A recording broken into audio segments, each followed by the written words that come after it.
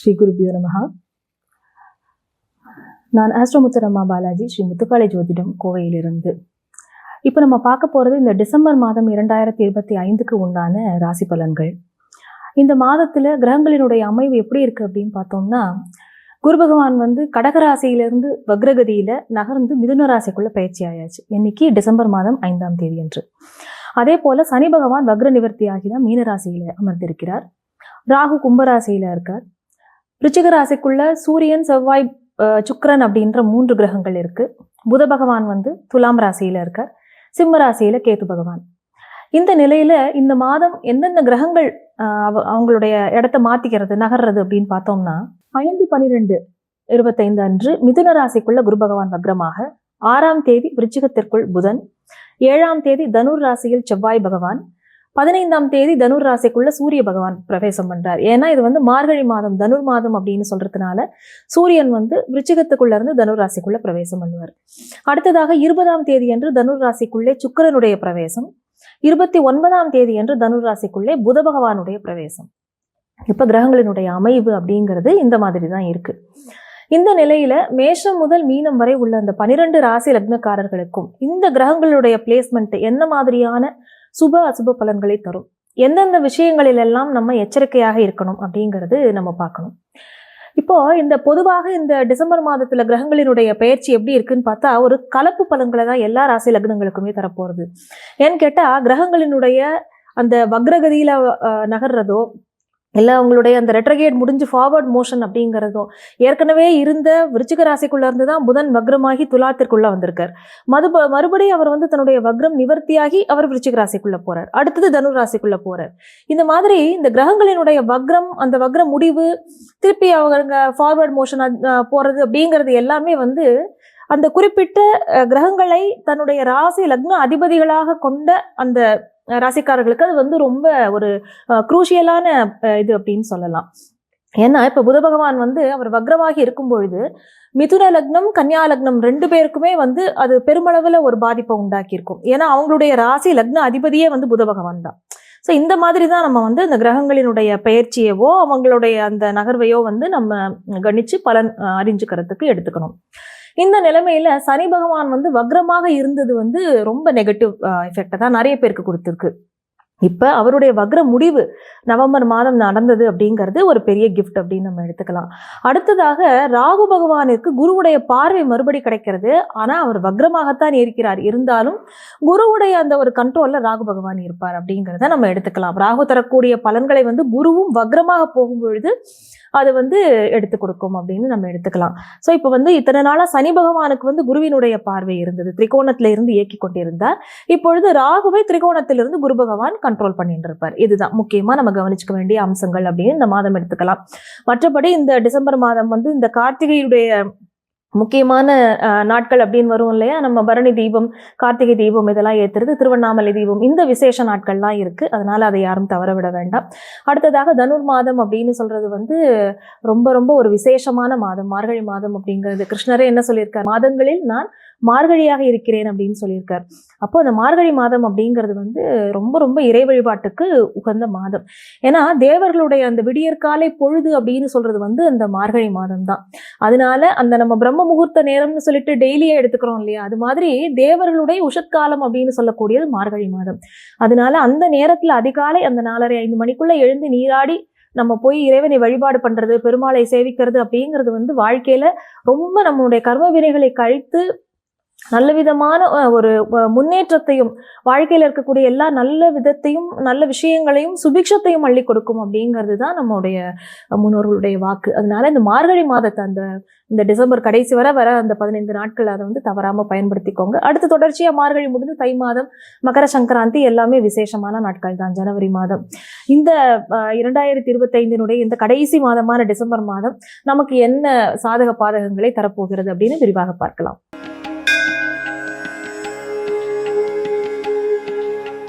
துலாம் ராசி அல்லது துலாம் லக்னக்காரர்களுக்கு இந்த டிசம்பர் மாதம் எப்படி இருக்கும் அப்படின்னு பார்க்கலாம். துலாம் ராசிக்காரர்களுக்கு உங்களுடைய லக்னாதிபதியான சுக்கிரன் அவர் உங்களுக்கு 2ஆம் இடத்துல இருக்கார். தனவாக்கு குடும்பஸ்தானம் அப்படின்னு சொல்லக்கூடிய 2ஆம் இடத்தில் அமர்ந்திருக்கிறார். உங்களுடைய லக்னத்திற்குள்ளேயே ராசிக்குள்ளேயே உங்களுடைய விரையாதிபதியும் உங்களுடைய 9, 12ங்கிற இடங்களுக்கு உண்டான புத பகவானும் உங்களுடைய ராசிக்குள்ளேயே இருக்கார். இப்போது உங்களுடைய லக்னாதிபதியுடைய வலு அப்படின்னு சொல்லும்பொழுது ரொம்ப நல்லா இருக்குது. நிறைய அதாவது பொருள் தேடுவது, வரவுகளை பற்றி எண்ணுவது, குடும்பத்திற்காக விஷயங்களை செய்வது, குடும்பத்து உறுப்பினர்களுடைய நன்மைக்காகவும் அவர்களுக்காக சில சுப செலவுகள் பண்ணுறது அப்படின்னு சொல்லிட்டு அது சம்பந்தமாகவே உங்களுடைய எண்ணங்கள் எல்லாமே இருக்கும். சுக்கிரனுடைய பெயர்ச்சி இந்த மாதத்தினுடைய இறுதியில் தனுர் ராசிக்குள்ளே போவார். உங்களுக்கு 3ஆம் இடத்திற்கு போவார். இப்போது இந்த மாதத்தில் ஒரு மாற்றமானது என்ன அப்படின்னு பார்த்தா, உங்களுக்கு 9ஆம் இடத்துக்கு குரு பகவான் வக்ரகதியில் பெயர்ச்சி ஆகிறார். 10ஆம் இடத்தில் அமர்ந்து கொண்டிருந்தவர் இப்போது 9ஆம் இடத்திற்கு போகிறார். ஆனால் வக்ரகதியில் தான் இருக்கார். துலாம் ராசிக்கு ஒரு பிரச்சனை என்னவா இருந்ததுன்னா, வேலை அல்லது தொழில். வேலை செய்கிற இடத்துல பயங்கரமான ப்ரெஷர், அதே மாதிரி தொழில் செய்கிற இடத்துலையுமே நிறைய கொஞ்சம் லாபங்கள் குறையிறது அப்படிங்கிறது உங்களுடைய எண்ணமாக இருக்குது. இப்போ அதில் உடனே நீங்கள் மாற்றத்தை எதிர்பார்க்க முடியாது. ஆனால் ஒரு குறைந்த காலம், ஓரிரு மாதங்களில் அந்த நிலைமை சீராகும் அப்படின்னு நம்ம கண்டிப்பாக சொல்லலாம். 2ஆம் இடத்துல 3 கிரகங்களினுடைய சேர்க்கை இருக்குது. தனஸ்தானத்தில் சூரியன், செவ்வாய், சுக்கிரன் உங்களுடைய லக்னாதிபதி. உங்களுடைய தனஸ்தானத்திற்கு அதிபதியான செவ்வாயும் அங்கேயே ஆட்சி பலத்தோடு அமர்ந்திருக்கின்றார். இது ரொம்ப ஒரு அருமையான பிளேஸ்மெண்ட். ஆனால் கூட யார் இருக்கான்னு பார்த்தா, உங்களுக்கு பாதகாதிபதின்னு சொல்லக்கூடிய சூரியனும் அங்கே உட்கார்ந்துட்டு இருக்கார். அப்போது அரசு வழியில் ஏதாவது விஷயங்கள், அரசு சம்பந்தப்பட்ட விஷயங்கள் அப்படின்னு இருக்குன்னா அதில் எச்சரிக்கையோடு நீங்கள் இருக்க வேண்டிய காலகட்டம் இது. உங்களுக்கு ஃபேவரபுளாக விஷயங்கள் மாறணும் அப்படின்னாலும் கொஞ்சம் பொறுமையுடனும் நிதானத்துடனும் அணுக வேண்டியதுங்கிறது ரொம்ப ரொம்ப அவசியம். அடுத்தவர்களுடைய தலையீடு அதில் எந்த அளவுக்கு இருக்குது, ஒரு மீடியேட்டர் மூலமாக ஒரு விஷயத்தை நம்ம அப்ரோச் பண்ணுறோமா, நம்மளே அதை டைரெக்டாக அப்ரோச் பண்ணுறோமா அப்படிங்கிறதுலையும் விஷயங்கள் இருக்குது. அதில் கொஞ்சம் கவனத்துடன் இருக்க வேண்டியது அவசியம். தகப்பனார் மூலமாக குடும்பத்திற்கு நிறைய நன்மைகளும் நடக்கும், நிறைய தன வருமானங்களும் இருக்கும். கூட்டு தொழில் செய்பவர்கள் அடுத்தவர்களுடைய ஒத்துழைப்பின் மூலமாக எனக்கு அந்த வருமானம் வரணும், 4-5 பேராக சேர்ந்து நாங்கள் ஒரு விஷயங்களை முயற்சி பண்ணுறோம், அது எனக்கு மெட்டீரியலைஸ் ஆகுமா அப்படின்னா அதில் 50-50. அதில் சில சங்கடங்களும் உங்களுக்கு வரத்தான் வரும். ஆனால் வருமானத்திற்கு எந்த விதமான பங்கமும் இருக்காது. இது நிலைமை எப்போ சரியாகும்னு கேட்டால், 5ஆம் தேதி வரையிலும் அந்த விஷயங்களில் கொஞ்சம் எச்சரிக்கையுடன் இருப்பது மிக அவசியம். 5ஆம் தேதிக்கு பிறகு இந்த விஷயங்கள் எல்லாமே உங்களுக்கு ஓரளவு சாதகமாக மாறும். ஏன்னா குருவினுடைய பார்வை அப்போ இருக்குங்கிறதுனால உங்களுக்கு அப்போ ஓரளவு நீங்கள் அந்த சிக்கல்களிலிருந்து வெளிவர முடியும். வருமானம் ஒரு பக்கம் இருந்தாலும் செலவினங்களும் அதற்கு ஏற்ற மாதிரி நிறைய இருக்கும். அதில் நீங்கள் கொஞ்சம் கவனமாக இருக்கணும். ஒரு விரயத்தை உங்களுடைய குடும்பத்திற்காக நீங்கள் செய்வதோ, விரயம்னு நம்ம சொல்கிறத விட சுப செலவுகள் பண்ணுவீங்க அப்படின்னு நம்ம எடுத்துக்கணும். ஏன்னா சுப கிரகங்களுடைய தொடர்பு அப்படிங்கிறதும் அதில் கட்டாயமாக இருக்கிறது. உங்களுடைய 5ஆம் அதிபதி அப்படின்னு சொல்லக்கூடிய சனி பகவான் 6ல் அமர்ந்து கொண்டிருக்கின்றார். அதே நேரத்தில் உங்களுக்கு அந்த 10ஆம் இடத்தில் இருக்கக்கூடிய குரு பகவான் இப்போ 9ஆம் இடத்திற்கு வரார். யார் எந்தெந்த கிரகங்கள் கனெக்ட் ஆகுது, ஏற்கனவே 5ஆம் இடத்துல ராகு இருக்கிறப்ப 5ல் ராகு, 9ல் குரு வக்ரம் அப்படிங்கிற இந்த நிலைமை இருக்குது. இப்போ குருவுடைய பார்வை எப்படி இருந்தாலும் உங்கள் ராசி லக்னத்திற்கு அது படத்தான் இருக்கும். அப்போ அதில் நீங்கள் கவலைப்பட வேண்டாம். உங்களுடைய 3ஆம் இடமான அந்த தைரிய வீரிய விஜயஸ்தானம்னு சொல்லக்கூடிய அந்த முயற்சி ஸ்தானத்திற்கும் குருவுடைய பார்வைப்படுகிறது. 9ஆம் இடத்துலேருந்து அவர் டைரெக்டாக சமசப்தமமாக அந்த பார்வை படுறதுங்கிறது ரொம்ப நல்லது தான். ஆனால் வக்ரமடைந்தவர் இருந்தாலும் அது உங்களுக்கு ஓரளவு நற்பலன்களை கொடுக்கும். ரொம்ப பெருசாக எதுவும் கெடுக்காது. குரு பகவான் உங்களுக்கு ரொம்ப நல்லவரான்னு கேட்டால், உங்கள் லக்னாதிபதிக்கு அவர் நல்லவர் கிடையாது. இயற்கை சுபர் அப்படின்னாலுமே அவர் உங்களுக்கு 6ஆம் அதிபதி ஆகிறார். இப்போ நீங்கள் என்ன செய்யணும் அப்படின்னா, உங்களுடைய பேச்சினால யார்கிட்டையாவது ஒரு சண்டை போடுறது, ஒரு சின்ன வார்த்தையை பெருசாக்கி அதை அவங்க தப்பாக புரிஞ்சுன்னு ஒரு பெரிய சண்டையாக மாறுறதுக்கோ, அந்த மாதிரி ஒரு விரோதம் நமக்கு ஒருத்தவங்களோட உருவாகிறதுக்கோ வாய்ப்புகள் இருக்குது. நம்மளை பிறர் விரோதிச்சுக்கிறதுக்குன்னு சொல்லணும். இந்த இடத்துல நீங்கள் சாதாரணமாக பேசினா கூட அதை கொஞ்சம் தவறாக அவங்க புரிந்து கொள்ளக்கூடிய வாய்ப்புகள் இருக்குது. அதனால கொஞ்சம் பேச்சில் கவனமாக இருக்க வேண்டியது மிக அவசியம். நெருக்கு திருச்சாப்பில் பேசுவீங்க. கொஞ்சம் குடும்பத்துலேயுமே எப்படின்னா, நம்ம ஏதாவது ஒன்று சொல்ல போய் அந்த அமைதியே ரொம்ப டோட்டலி போயிடும். ஒரு நல்ல சந்தர்ப்பத்தில் நம்ம சொல்லக்கூடிய வார்த்தைகள்னால அந்த குடும்பத்திலே ரொம்ப ஒரு இறுக்கமான சூழலாக அது மாறிடும். அதில் கொஞ்சம் கவனமாக இருக்கணும். தனஸ்தானம் நல்லா இருக்குது, பொருள் வரவுக்கு குறைச்சலே இருக்காது. குழந்தைகளுடைய படிப்பு இந்த மாதிரி விஷயங்கள் எப்படி இருக்குன்னு பார்த்தா, கட்டாயமாக அவங்களுடைய படிப்பில் நல்ல விருத்தி இருக்கும். படிக்கிற குழந்தைகள் காம்படிட்டிவ் எக்ஸாம்ஸ் எழுதுகிறாங்க, இந்த மாதிரி விஷயங்களுக்கு போகிறாங்க அப்படின்னா நல்லபடியாக ப்ரிப்பேர் பண்ணுவாங்க. கொஞ்சம் சோம்பேறித்தனம் இருக்கும், மறதி கொஞ்சம் போகும். அதில் கவனமாக இருக்கணும். நம்மளுடைய எண்ண ஓட்டத்தை டிஸ்டர்ப் பண்ணுற மாதிரி ஏதாவது வேறு விஷயத்தில் நம்மளோட கவனம் போகும். அந்த டிஸ்ட்ராக்ஷனை கொஞ்சம் குறைச்சிக்கணும். ஏன்னா ஃபோக்கஸ்டாக வேலை செய்ய வேண்டிய காலத்தில் கரெக்டாக வேலை செய்யணும் அப்படிங்கிறது அந்த படிக்கிற குழந்தைகளுக்கு தெரியணும். 5ல் இருக்கிற ராகு நம்மளுடைய எண்ணங்களை நம்மளுடைய நாட்டங்களை எதில் திருப்புவார்னு கேட்டால் கேளிக்கைகள், அதாவது ஒரு என்டர்டைன்மெண்ட்டுக்கு இருக்கக்கூடிய விஷயங்கள். இப்போ ரொம்ப ஸ்கூலுக்கு போகிற குழந்தையில இருந்தால் நிறைய நேரம் வீடியோ கேம்ஸ் ஆடின்னு இருக்கும், இல்லாட்டி உட்காந்து கார்ட்டூன் சேனல்ஸாக உட்காந்து பார்த்துட்டு இருக்கோம். இப்போ ஃபோனு டிவி இது ரெண்டுமே போகிறோமே இல்லையா குழந்தையில ஸ்பாயில் பண்ணுறதுக்கு.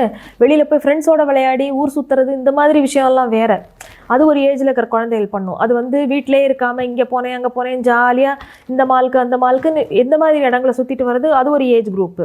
ஸோ அந்தந்த வயசுக்கு தகுந்த மாதிரி குழந்தைகள் வந்து இந்த படிப்பில் நாட்டம் குறைந்து என்டர்டெயின்மெண்ட் பக்கமே திரும்புறதுங்கிறது இந்த காலகட்டத்தில் நடக்கும். அதை பேரண்ட்ஸ் வந்து கொஞ்சம் ஒரு லகான் மாதிரி போட்டு அவங்கள பிடிச்சி வச்சுக்கணும். இது கொஞ்சம் இந்த 5ல் ராகு இருக்கக்கூடியவர் இந்த மாதிரி சில விஷயங்களை கொடுப்பார். இது செஞ்சு பார்த்தா என்ன, இது செஞ்சதுனால என்ன பிரச்சனை வரப்போகுது அப்படின்னு சொல்லிட்டு ஒரு அசட்டு துணிச்சலை கொடுத்து சில விஷயங்களை செய்ய வைப்பார்.